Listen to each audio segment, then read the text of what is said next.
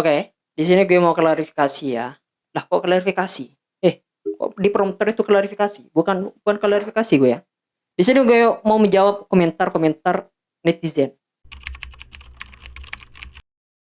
Kemarin gue ngupload video di YouTube masalah Apple yang mau bangun pabrik di Indonesia, tapi Apple minta tax holiday 50 tahun oleh pemerintah kita ditolak. Di sana itu gue gak setuju terhadap kebijakan pemerintah ini yang menolak karena meminta tax holiday 50 tahun. Wah, di situ gue diserang habis-habisan.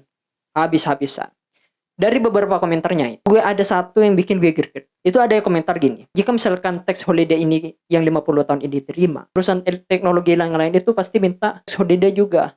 Di sini gue bahas. Oke, misalkan berdasarkan undang-undang kita, tidak bisa. Bahkan jika misalkan kita menerima tax holiday 50 tahun ini, perusahaan lain itu takut minta tax holiday juga. Tapi khusus Apple ini ya, mungkin ini dibedakan menurut gue. Dengan beberapa cara ya lah. Gimana kalau kita akal-akalin aja? Ya dia akal-akalin. Masa cuman hukum yang dia akal-akalin pada kemarin? Kebijakan seperti ini perlu diakal-akalin. Karena menurut gue ini, manapun caranya, Apple itu harus bisa investasi di Indonesia. Karena sangat berpengaruh. Akal-akalinya gimana? Ini sebenarnya menurut gue pribadi. Bisa kita membanding-bandingkan. Coba kita bandingkan perusahaan Apple dengan perusahaan yang lain. Itu sangat beda. Ini merupakan salah satu prestasi Apple ya. Alasan kenapa Apple itu harus dibedakan dengan perusahaan teknologi yang lain. Pertama, Apple ini itu memiliki kapitalisasi pasar terbesar di dunia yang mencapai hingga 3,521 triliun US dollar pada tahun 2024. Dan Apple itu merupakan perusahaan paling bernilai dunia dengan valuasi yang ditaksir mencapai 355,1 miliar US dollar pada tahun 2022. Nah, Apple itu merupakan merek paling berharga di dunia menurut Kantar BERENS. Selanjutnya, Apple itu sering diakui atas kepemimpinannya dan inovasi industri oleh Fortune. Di samping itu ya, Apple juga sering masuk dalam daftar Time 100 perusahaan paling berpengaruh di dunia. Ingat, di dunia loh, bukan nasional. Di dunia. Jadi kita gak usah samain dengan perusahaan teknologi yang lain. Oke, perusahaan teknologi yang lain gak bisa dapat tax holiday 50 tahun. Khusus Apple ini, tolong dah dikasih. Ya, tapi untuk sekarang nggak bisa lah ya. Jika misalkan mau ada kesempatan seperti ini lagi, tolonglah dikasih.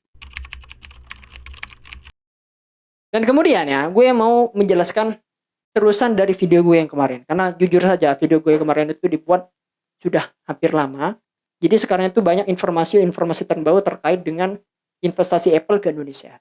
Kemarin Apple itu mau rencana investasi di Indonesia itu senilai 10 juta US dollar atau senilai dengan 158 miliar untuk membangun pabrik aksesoris dan komponen di Bandung. Ya tentu investasi ini sebagai pancingan deh agar produk terbaru Apple itu bisa masuk ke Indonesia, khususnya di iPhone 16. Nah, kemarin baru-baru ini ternyata Kementerian Perindustrian itu menerima proposal rencana investasi Apple sebesar 100 juta US dollar atau sekitar dengan 1,58 triliun di Indonesia. Investasinya ini lebih banyak, 10 kali lipat dari sebelumnya. Yang awalnya itu berencana 158 miliar menjadi 1,58 triliun. Namun ya, proposal ini itu tidak ditanggapi langsung oleh Kementerian Perindustrian. Jadi pertanyaan sekarang, dengan investasi Apple begitu banyak, apakah ini bisa menyelesaikan kepada utang Apple yang terkait dengan TKDN kemarin? Tentu tidak. Investasi ini lain. TKDN yang kemarin yang kurang 240 miliar itu masih menjadi hutang. Itu akan ditagih langsung kepada Apple nanti di samping dari investasinya ini. Karena itu beda. Dari investasi yang 1,58 triliun ini beda dengan yang syarat untuk memenuhi aturan TKDN di Indonesia. Dan yang bikin gue greget, pengamat gadget Harry SW itu menyebut Apple itu tidak mau kehilangan pasar di Indonesia. Karena negara Indonesia itu merupakan salah satu pasar yang penting. Katanya, bullshit jika misalkan Apple gak mau kehilangan pasar di Indonesia. Kenapa kok yang 240 miliar kemarin yang untuk memenuhi syarat TKDN itu kok gak dibayar-bayar?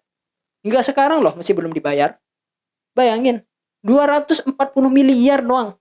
Dibandingkan dengan market cap Apple, 240 miliar itu sedikit sekali. Kenapa kok gak cepat dilunasi? Kalau mau takut kehilangan pasar yang ada di Indonesia.